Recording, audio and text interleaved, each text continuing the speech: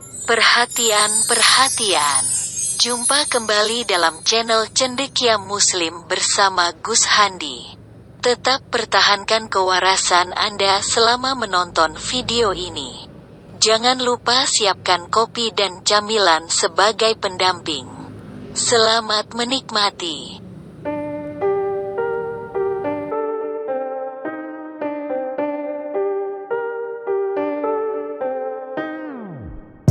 Assalamualaikum warahmatullahi wabarakatuh.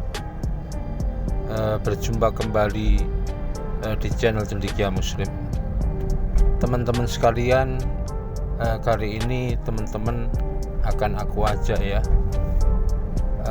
menilai pernyataan dari seorang tokoh yang menurutku ya tokoh jadi-jadian lah, tokoh yang baru muncul di permukaan. Peristiwa ini atau statement ini mungkin sudah agak lama ya, agak lama saat kasusnya rektor ITK ya, Institut Teknologi Kalimantan kalau nggak salah. Tokoh ini kemudian ikut bersuara melakukan pembelaan terhadap persoalan yang terjadi.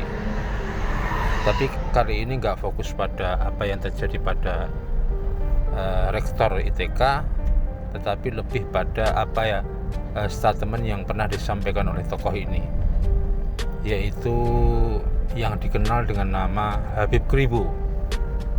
Meskipun aku sendiri tidak tahu lah ini latar belakangnya apa, basic keilmuannya apa, nggak tahu. Tetapi menarik untuk kita cermati ketika Habib Kribo dalam sebuah videonya mengatakan ilmu kedokteran itu lebih mulia daripada sholat. Tapi sebelumnya mari kita saksikan video berikut. Artinya Anda melihat bahwa mahasiswa tidak perlu memperdalam ilmu agama karena termasuk bagian frasa dari Prof. Budi yang menyebutkan mahasiswi tanpa penutup kepala ala manusia gurun ini. Begini maksud saya, di saat saya kuliah untuk mencari ilmu kedokteran, saya fokus di bidang itu. Akhirnya apa? Maaf, negara-negara yang bawa agama ini menyebutkan agama, akhirnya kalah dengan prestasi negara-negara luar yang tidak disibukkan dengan agama. Agama itu bagi saya sederhana aja, kebatikan. Nggak setiap orang harus mempelajari fikih, orang harus, nanti semua orang jadi ulama. Ini kan satu kesatuan seharusnya. Kan cukup, kan tadi saya bilang seperti sampel saya kedokteran. Orang tuh pasti akan sakit, tapi nggak setiap orang harus jadi dokter. Kalau saya punya masalah keagamaan, cukup tanya sama Ustadz. Ustadz, ini gini-gini. Jadi di bidangnya dia sempurna. Kalau nanti di situ sekolah kedokteran harus nanti ikut kegiatan rohani ini, akhirnya apa? Nggak ada yang gagal semua. Maksudnya ukuran cukup ini apa Habib Kribo? Kesannya kayak ukuran cukup kita dijamin masuk surga. Bukan, nggak usah masalah surga neraka. Agama itu bagi saya kebajikan. Maksudnya gini loh, cukuplah seorang mahasiswa itu dengan sholat 5 waktu, fokus dengan belajar bidang ilmunya.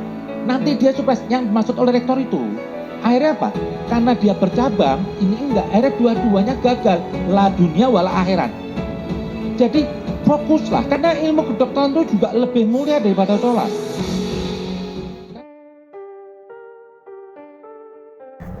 Itu teman-teman pendapat dari Habib Kribo ya. Statement dari Habib Kribo yang mengatakan bahwa ilmu kedokteran itu lebih mulia daripada sholat. Sebuah statement yang ngawur, sebuah statement yang tidak argumentatif lah. Dia tidak menyampaikan ya apa dalil atau dasarnya ketika dia mengatakan ilmu kedokteran itu lebih hebat dari sholat, lebih mulia dari sholat. Jadi kalau berargumentasi itu yang pertama itu gunakan dalil, gunakan dasar. Ya terserahlah, mau dasar dari agama atau dasar dari konstitusi atau dasar dari apapun, silahkan, dasar, dalil. Ketika dia tidak mampu menyampaikan dalilnya apa begitu, setidaknya dia harus memberikan argumentasi berbasis rasionalitas. Rasionalisasinya seperti apa? ketika dia mengatakan ilmu kedokteran itu lebih mulia daripada sholat. Itu pun juga tidak disampaikan. Dia hanya mengatakan ilmu kedokteran itu manfaatnya banyak. Ya jelaslah, jelas namanya juga ilmu untuk menunjang kehidupan manusia begitu. Cuman akan kita cermati ya dari sisi komparasinya saja. Habib Ribu ini membandingkan sesuatu yang sebenarnya tidak bisa dibandingkan, tidak apple to apple. Karena sholat ini adalah bentuk penghambaan kepada Allah Subhanahu wa Ta'ala, kepada Tuhan yang Maha Esa, bukan sebuah keilmuan. Penghambaan kepada Allah, penundukan diri kepada pencipta alam semesta. Jadi bukan ilmu ini. Ketika ini bukan ilmu kemudian dibandingkan dengan sebuah keilmuan, itu tidak nyambung gitu loh. Kemudian dari sisi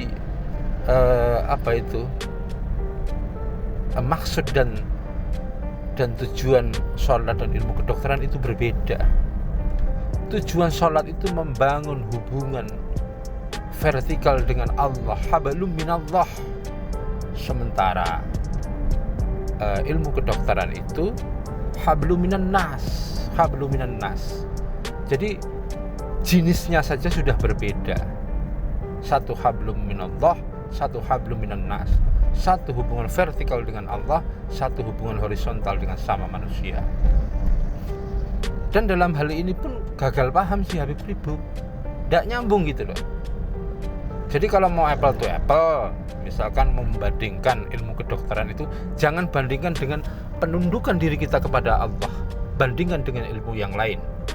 Misalkan ilmu kedokteran lebih mulia dari matematika, dari kimia, dari fisika, dan lain sebagainya. Itu baru nyambung gitu loh. Ini menunjukkan bahwa si Habib Ribu ini logika berpikirnya itu enggak sistematis ya.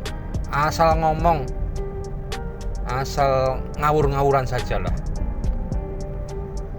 Logika yang konyol, perbandingan yang ke apple to apple.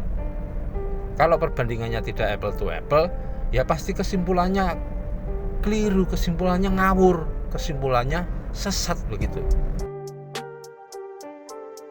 Lalu seperti apa sih kacamata menurut Islam, ya menurut ajaran Islam itu seperti apa? Meskipun bukan ahli di bidang itu, setidaknya aku ingin ikut memberikan satu argumentasi bahwa Allah Subhanahu wa Ta'ala menjadikan manusia itu khalifah, wakil-wakil Allah.